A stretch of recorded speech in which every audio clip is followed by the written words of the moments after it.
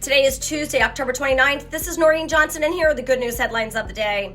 Monday morning, two ballot drop boxes 15 miles apart were lit on fire in Washington and Oregon, likely destroying hundreds of ballots cast in the 2024 election. Smoke was seen pouring out of a ballot drop box at the Fisher's Landing Transit Center in Vancouver, Washington, just north of Portland, Oregon, around 4 in the morning. Footage showed firefighters prying open the back of the ballot drop box and extinguishing a fire that appeared to have burned hundreds of ballots. KATU station reported that authorities said only a few of the ballots could potentially be saved. The Vancouver Police Department said after arriving on the scene that officers saw smoke coming from the drop box and located a suspicious device next to the box. The police department said the investigation was handed over to the FBI. Officials told voters that if they dropped off a ballot at the location after 11 a.m. on Saturday, that they should immediately contact the election auditor's office for a new ballot. MSNBC is facing heavy backlash after it aired clips from a pro-Nazi rally in 1939 while covering former President Donald Trump's rally in New York City's Madison Square Garden on Sunday. The network then proceeded to use its airtime to describe attacks from the 1939 pro-Nazi rally, while an image of Trump's rally was on display on the screen, which could likely confuse any listener who may have tuned in at that moment.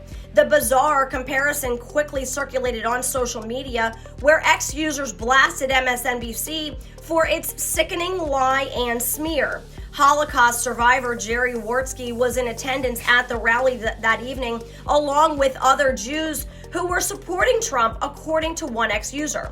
New York City Councilwoman Ina Vernikov, who said she attended Sunday's Trump rally at Madison Square Garden, announced that the event was so contrary to whatever garbage MSNBC is trying to sell you.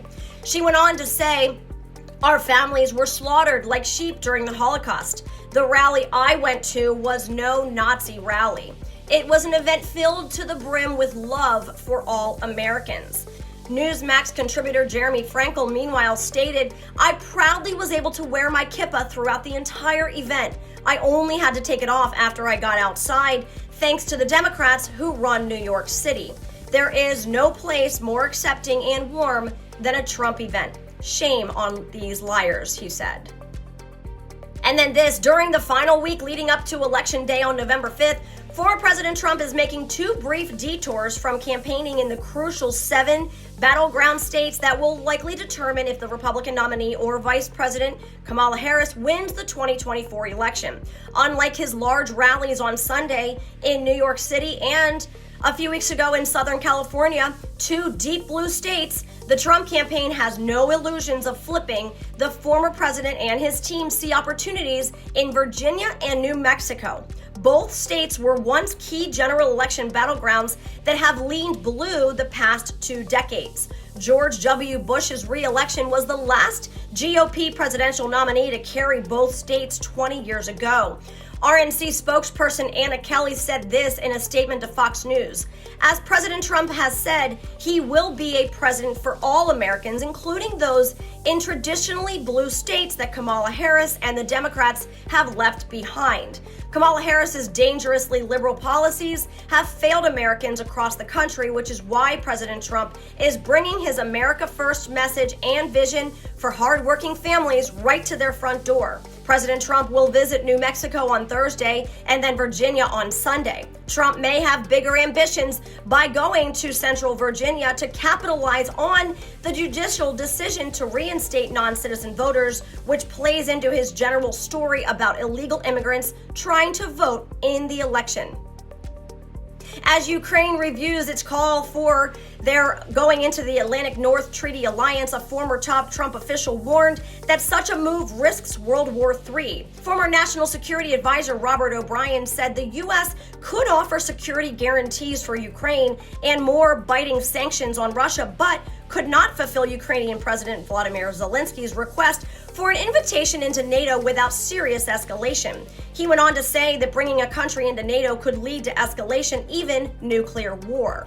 O'Brien's point of view serves as a glimpse into how a future Trump administration could approach dueling global crises in the Middle East, Russia, and the Far East. O'Brien, who was a former Trump top advisor on national security issues, has been floated as a possible pick for Secretary of State or another national security focused role. And while Harris asserted Iran is U.S.'s biggest geopolitical threat, O'Brien insists it's China, saying that China is an existential threat to America because they could beat us in a war and change our way of life.